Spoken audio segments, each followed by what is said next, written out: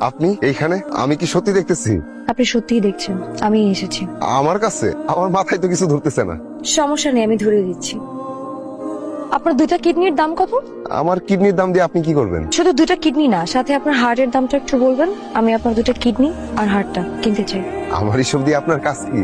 কি করব সেটা পরে বলছি, দামটা আগে বলুন। আচ্ছা, ব্যাগটা দেন, দেন ব্যাগটা দেন। এসব কথা বাদ দেন। আপনি আমার গ্রামে আসছেন, আপনি আমাদের অতিথি। চলেন বাড়ির দিকে চলেন।